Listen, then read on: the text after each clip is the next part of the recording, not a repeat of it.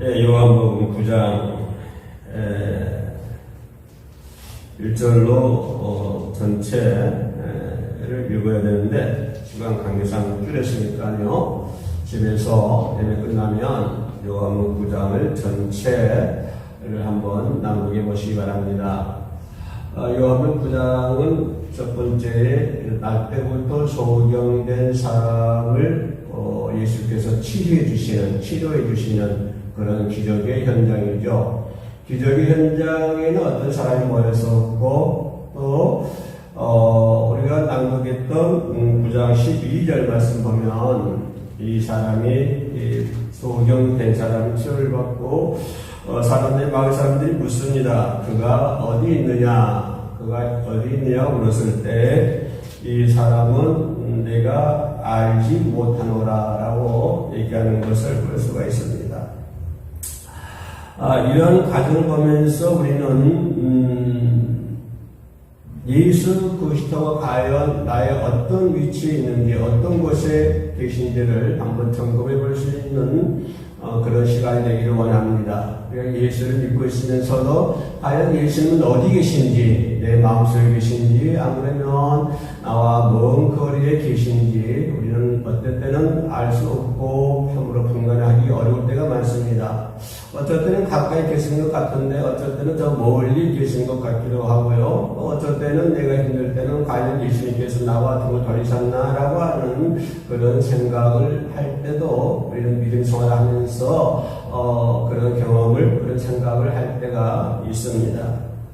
아무튼간에 날 때부터 이 소경을 예수님께서 치료해 주셨는데요. 이 소경 입장에서 보면은 날 때부터 소경됐기 때문에 세상을 한 번도 구경하지 못했고 보지 못했던 참으로 암흑 속에 살아가던 사람이죠. 빨간 색깔이 어떤 색깔인지 모릅니다. 여러분 좋아하시는 노란 색깔이 어떤 색인지 알지 못하는, 그죠?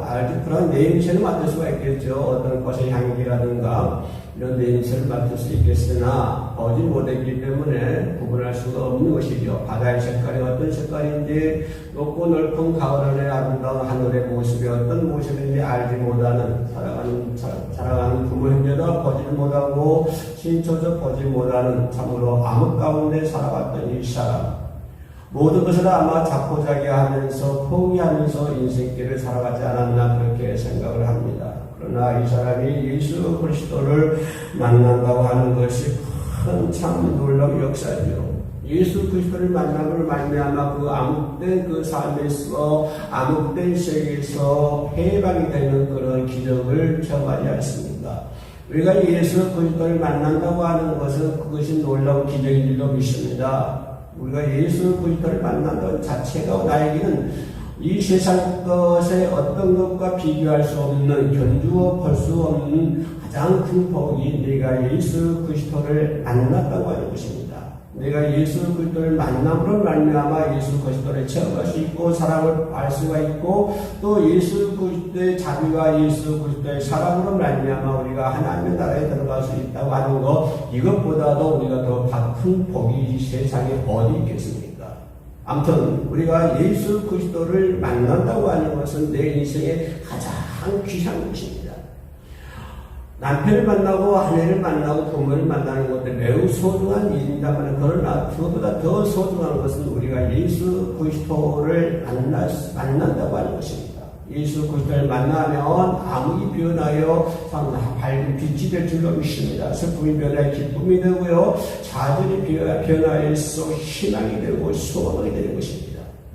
세상과 살아가기 힘들어하는 사람들에게 예수 그리스도를 만남을 말미암아 그들이 살만나는 세상, 살만나는 인생살이를 걸어갈 수 있다고 하는 것이죠. 그러나 많은 것을 소유하고 있다고 할지라도 예수 그리스도를 만나지 못하면 참으로 불행한다고 할 수밖에 없는 것입니다. 자칭 자기들은 모든 것을 이루었다고 얘기하시고 큰 소리 치지만 내가 보기에는 한낱 지옥불에 던질 수밖에 없는 금불에 불과하다고 하는 것입니다.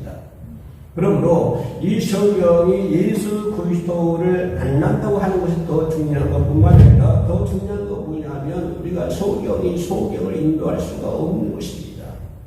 성경 말씀 보면은 마태복음 15장 14절 말씀 보면 예수님께서 이런 말씀을 해주시고 계십니다. 만일 소경이 되어 소경을 인도하며 소경이 돼서 소경을 인도하면 둘이 다 구덩이에 빠지게 되리라 라고 말씀해 주고 있습니다. 둘이 다 예수님께서 바리새인들을 책망했듯이 말씀이죠. 소경이 소경을 인도할 수가 없지 않습니까? 사람을 인도하려고 하면 밝은 눈으로 사람을 인도하여만이 그 인도하는 사람도 살고 인도를 받는 사람도 살 수가 있으나 그러나 소경이 소경을 인도하면은 둘 다 구덩이에 빠져서 빠질 수밖에 없다고 하는 것입니다. 우리는 예수 그리스도를 만나지 않으면 소경이 될 수밖에 없습니다. 그러나 예수 그리스도를 만났다고 할지라도 어떤 이는 소경 그대로 있는 것을 볼 수가 있습니다. 우리가 소경된 눈으로 내 이웃을 복음을 전할 수가 있겠습니까? 내가 어찌 소경된 눈으로 다른 사람들을 인도할 수가 있겠습니까? 이끌어갈 수가 있겠습니까? 우리가 밝은 눈으로, 눈이 확 않는 밝은 눈으로 예수 그리스도를 섬기고 그럴 때 우리는 내 이웃을 견인할 수가 있는 것이고 또 많은 사람들에게 복음을 전도할 수가 있는 것입니다. 아직까지도 소경이 된 채 나는 왜 소경이 되었는가 그 사실조차도 모른 채 믿음의 소를 하는 사람들을 많이 볼 수가 있고 혹시 나는 그러지 않는가 이 시간을 통해서 한번 점검해 볼 수 있는 그런 시간이 되기를 원합니다. 아까 마태복음 15장 14절에서 만일 소경이 되어 소경을 인도하는 둘이 다 구덩이에 빠진다고 라고 말씀을 주셨습니다. 바리새인들이 예수님을 바리새인들 책망할 때 시시는 말인데요. 바리새인들이 이렇게 봅니다. 예수님의 제자들이 식사를 하면서 발을 씻지를 않고 있습니다. 아마 장로 이전에 식사하기 전에는 반드시 발을 씻어야 된다고 하는 그런 법이 있는 것 같습니다. 그런 유전이 있었던 것 같습니다. 그러나 왜냐하면 사막 지역이기 때문에 슬리퍼를 신고 다니니까 발이 더러워서 그럴 수도 있겠죠. 그래서 반드시 식사하기 전에 손을 씻어야 되고 발을 씻어야 되는 것입니다. 또 귀한 손님이 오면은 발 씻을 물을 내어주는 것이 그날 그 예의가 아니고 법도가 아니었습니까? 그런데 어느 날 식사를 하는데 예수님의 제자들이 발을 씻지 않고 그대로 밥을 먹고 있다고 하는 말이에요. 그래서 바리새인들이 그걸 바라보면서 예수님의 제자들을 신랄하게 비판합니다. 장로의 유전에는 그죠?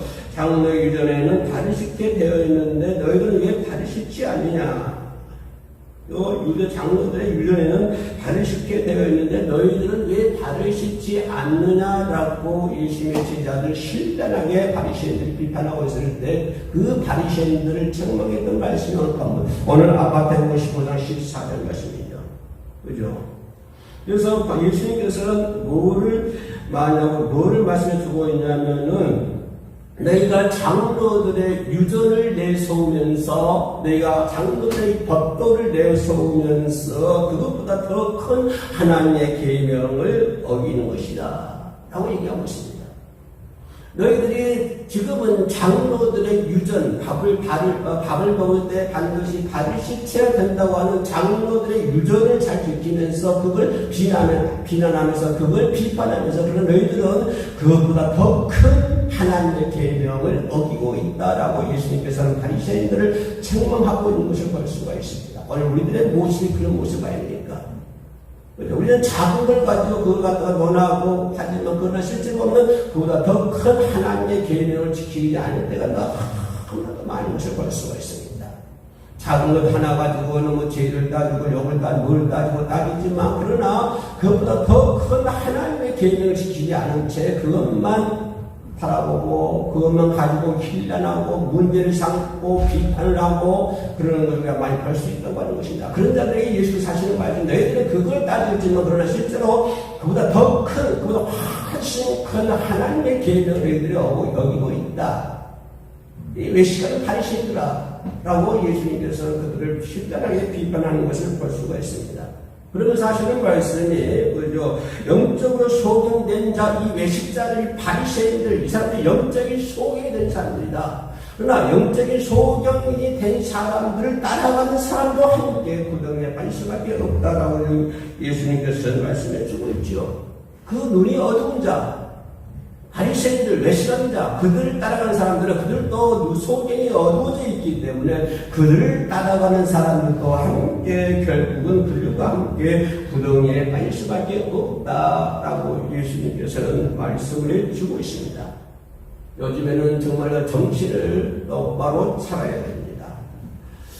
옛날에 우리 어렸을 때 우리 어머니가 제가 서울에 올라올 때 어머니가 하신 말씀이 있습니다. 서울 사람들은 눈 깜짝할 사이에 코를 베간다고 하는 말씀을 한 적이 있어요. 그만큼 정신 똑바로 차리고 하는 말씀이죠. 정신 똑바르게 차리고 살라고 그런 어머니의 당부의 말씀이었습니다. 요즘 세대는 자신들 똑바로 정신 차리지 않으며 아무나 너무나도 쉽게 현혹되어가지고 잘못된 길로 들어서는 것을 볼 수가 있습니다. 정신을 똑바로 차리지 못한 채 소경이 된 채 잘못하면은 어떤 것에 의해서 현혹이 되어가지고 잘못된 길로 들어간 사람은 주변에서 찾아볼 수 있습니다. 더 문제는 안타까운 건 뭐냐면 본인이 그 잘못된 길을 걸어가고 있으면서도 뭐가 잘못인지 알지 못하는 모습들이 너무나도 안타까운 것입니다. 우리가 정신을 똑바로 하지 않으면 그렇게 너무 쉽게 어떤 것에 현혹되어서 잘못된 길로 걸어갈 수밖에 없다고 하는 것입니다. 또한 뭡니까? 요즘에 그럴듯한 전화 한 통화에 잘못해가지고 온 재산을 다 날리는 사람도 우리 주변에는 많이 보지 않습니다. 정신 똑바로 차려야 됩니다. 그럴싸한 말 한마디, 현혹된 전화 한 통이거나 잘못돼가지고 전 재산을 날리는 사람들 우리가 많이 보지 않습니까? 어디 그뿐이 계십니까? 우리 하나님 믿는 사람들, 예수 믿는 사람들, 예수 믿는 사람들 중에서도 하나님을 섬기는 사람들을 중에서도 편안한 세속적인 세속에 빠져가지고 편안한 삶은 편안하게 살고 싶다. 그런 세속적인 그런 것에 빠져가지고 교회의 생활이 흔들리는 것을 많이 볼 수 있고 심지어는 교회를 떠나는 사람들을 우리 주변에서 볼 수가 있습니다. 왜 그들이 교회를 떠날까요? 왜 그들이 하나님을 등질까요? 그들의 마음속에 세속적인 편안함 이런 것을 강구하고 있기 때문에 이런 것들을 사모하기 때문에 그런 것에 빠져가지고 그의 신앙이 흔들게 되고 결국은 하나님을 등지고 교회를 떠나가는 사람들이 우리 주변에 무시수입니다. 우리가 정신을 똑바로 차리지 않으면 이런 결과를 초래할 수밖에 없다고 하는 것입니다. 우리 성도는 오직 하나님의 말씀만 믿고 실행을 해야 됩니다. 오직 하나님의 말씀입니다. 하나님의 말씀만 믿고 살아가야 되고요. 하나님의 말씀을 따라 사는 우리들입니다. 성경만이 절대적인 우리들의 판단이 기준이 되는 것이죠. 성경이 내가 살아가는 기준이요. 성경이 내가 판단할 수 있는 기준입니다. 그 외에는 안 되는 거예요. 그럼 날 때부터 이 성경에다 예수를 만나고 해서 눈을 뜨는 것처럼 우리가 밝은 눈으로 온전한 믿음 생활을 해야만이 하나님의 말씀을 가지고 판단하고 마귀들을 물질이고 사람들을 물질이고 그래서 밝은 눈으로 예수께서 고쳐주신 밝은 눈으로 세상을 바라보고 밝은 눈으로 내 이웃을 이끌어갈 수 있는 저와 여러분들이 반드시 되어야 될 줄로 믿습니다. 참으로 날 때부터 소경된 이 사람을 치렀던 그 사건, 그 장소에 얼마나 역사적인 사건입니까? 여러분, 그 사건이 어떤 얼마나 큰 역사적인 사건입니까? 만약에 여러분들이 그 시간에 그 자리에 있었다고 한다면 여러분들의 마음은 어떤 마음이었을까요? 여러분은 어떤 생각을 했을 것입니까? 여러분은 예수를 어떻게 바라보았을 것입니까? 만약에 그 사건을 좀 앞당겨 지금 한번 가봅시다. 그럼 지금 여러분 바로 옆에 예수께서 계셔서 날 때부터 소경된 사람을 치료했다고 봅시다. 그런 기적의 광장에 기적의 역사적인 장소에 여러분이 서 있다고 생각해 봅시다. 그럼 여러분은 그 병을 치료해 주시는 예수님을 어떤 모습으로 바라보고 있습니까? 그 예수님을 여러분은 어떻게 생각하겠습니까? 지난 과거에 날 때부터 소경된 이 사람을 치료했던 그 장소에 어떤 사람들이 있었습니까? 많은 사람들이 있었습니다. 어떤 사람들까? 첫 번째는 예수님의 제자들이 그 시간에 그 자리에 있었겠죠. 예수께서 진을 발라가지고 소경에 눈을 발라주면서 신뢰하는 곳에 가서 씻으라 하니까 그 씻고 나음을 얻은 보게 되는 그런 광경을 직접 목격해 둔 사람들이 예수님의 제자들 아닙니까? 그러나 예수님의 제자들은 예수님께 어떻게 얘기합니까?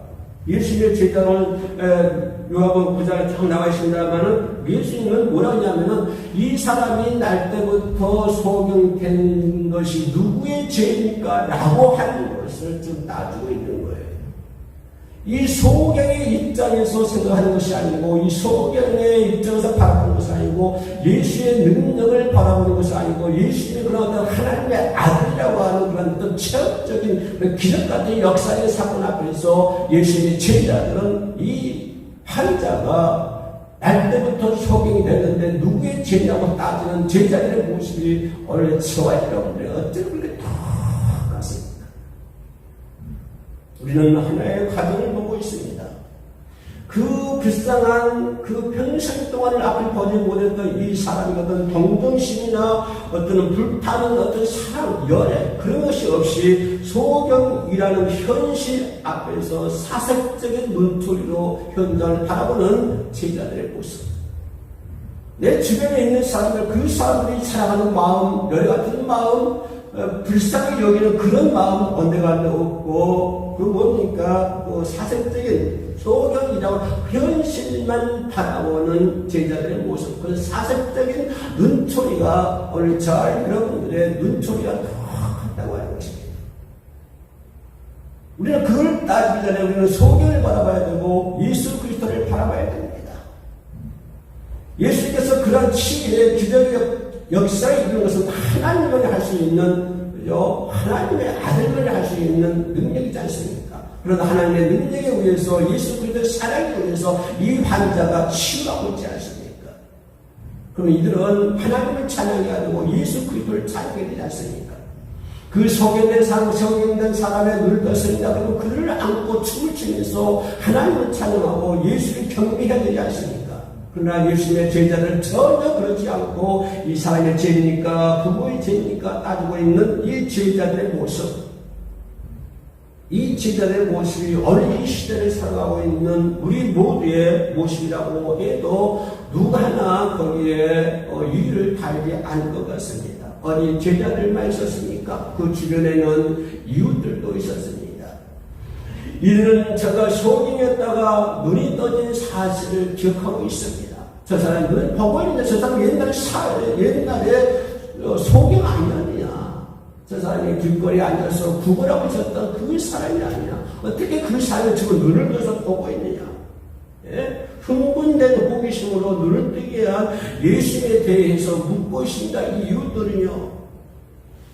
바리새인들은 뭐라고 얘기합니까? 바리새인들은 뭐라고? 그러한 놀라운 기적적인 하나님의 현역 앞에서 그런 기적적인 놀라운 역사 그 장소에서 바리새인들은 뭐라고 해요? 예수님에 대해서 안식일을 범했다고 이렇게 따지고 있지 않습니까? 그 놀라운 사건 앞에서 바리새인들은 안식일을 지키지 않았다고 예수님의 책잡으로만 하고 있습니다.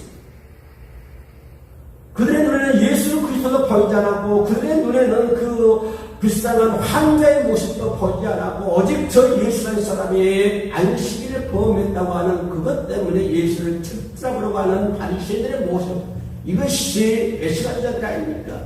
이들이 소경이 아닙니까? 그리고 문제가 생기면 예수를 신하면 많은 사람들을 뭐라 하는가 출교를 하려고 하는 그런 칼을 짊어지고 있지 않습니까? 칼을 휘두르려고 하고 있지 않습니까? 누구든지 이런 예수 그리스도가 기적을 해갖고 벙어리가 뭡니까? 소경이 나오는데 누구든지 예수 그리스도를 신하면 가차없이 유대교에서 출교할 거라고 하는 그런 엄청난 어떤 파워를 가지고 권력을 가지고 칼을 휘두르고 있는 바리새인들의 모습. 어쩌면 그 사랑스러운 자리에, 어쩌면 그 놀라운 하나님의 사랑이 넘치는 그런 자리에 바리새인들은 그렇게밖에 볼 수 없습니다. 그들의 눈에는 뭐가 있었기에? 그들의 믿음은 어떤 시간, 그들이 말하는 장로, 장로들의 유언이 어떤 것이기 때문에, 장로들의 법도가 어떤 것이기 때문에 그들은 그들은 예수 그리스도를 알지 못했고 발견하지도 못했으며 그들은 그 자리에서 예수 그리스도를 책잡으러 가는 바리새인들의 모습, 오늘 이 모습이 나의 모습입니다.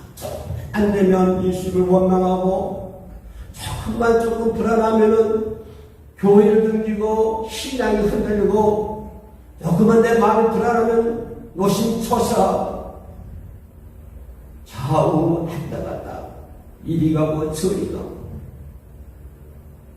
그게 그 모습이 우리가 믿음의 생활 아닙니까? 이것이 바로 바리새인들의 모습 아닙니까?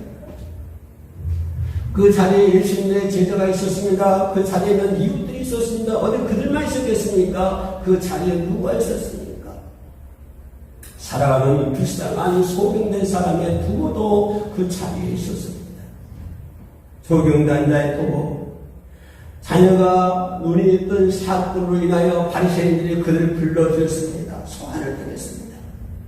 이 부모는 예수께서 자기 자녀에게 했던 모든 것을 정확하게 보고 정확하게 다 알고 있었어요. 잘 알고 있었어요.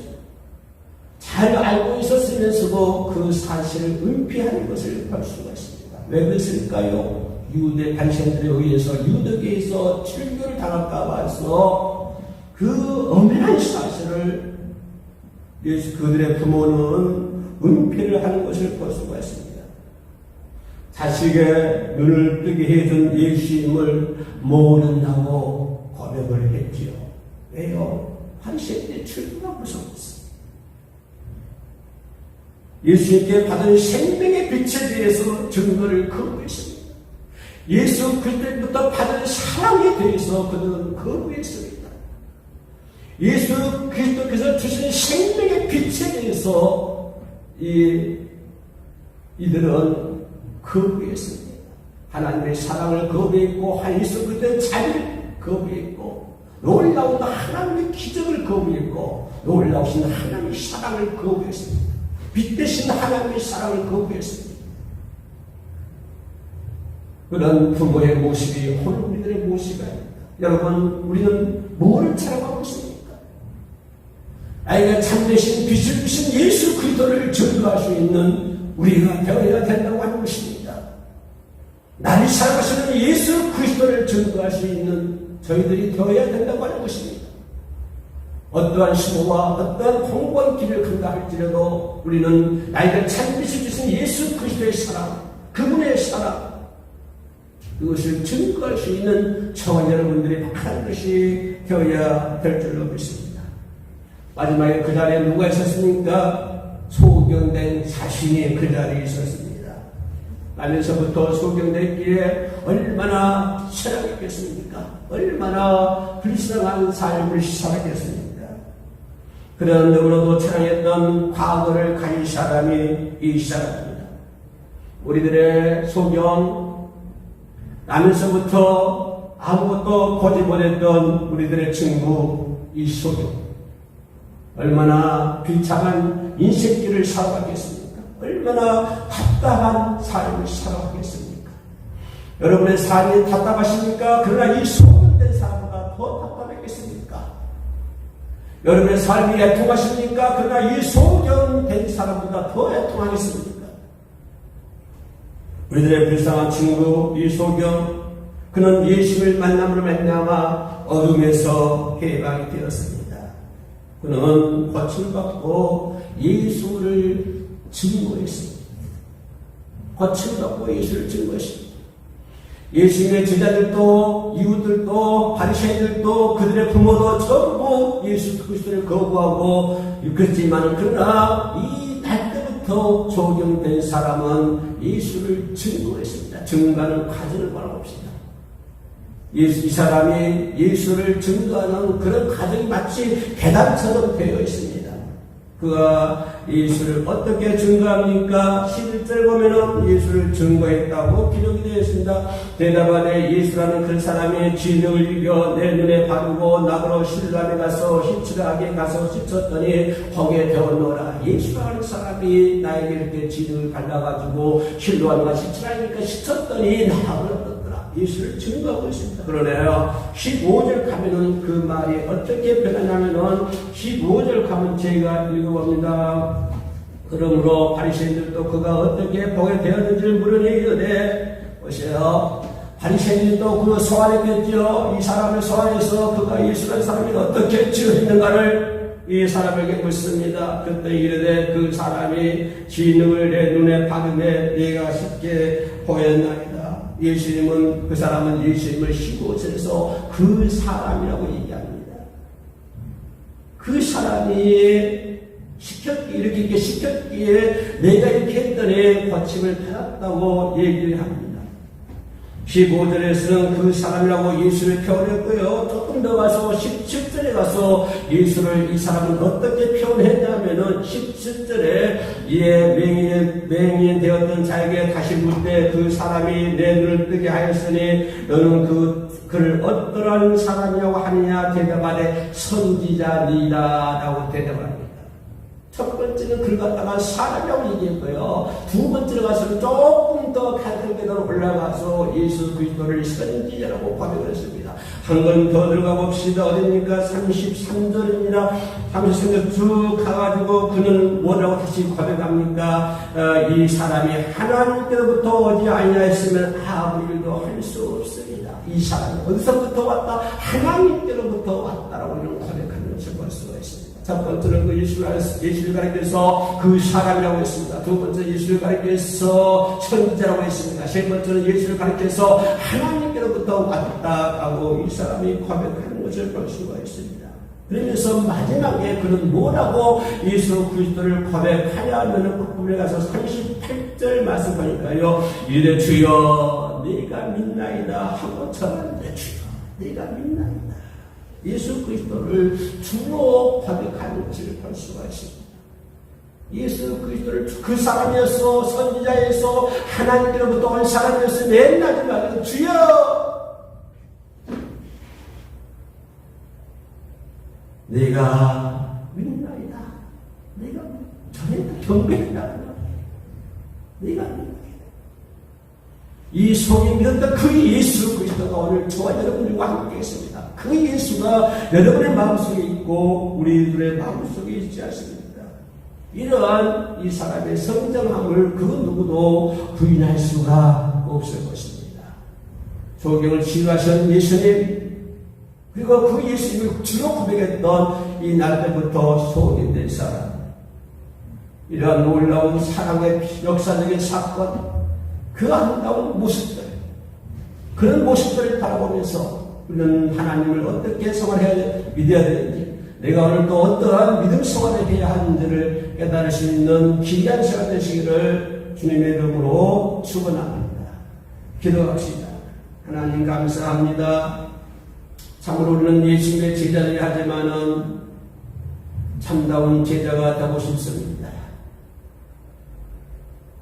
이웃들 예수님의 놀라운 기적을 부인했던 부모들 그러나 그런 사람보다는 예수 그리스도를 주로 고백하던 이 소경의 모습이 오늘 이 시대를 살아가고 있는 우리의 모습이 되기를 원합니다.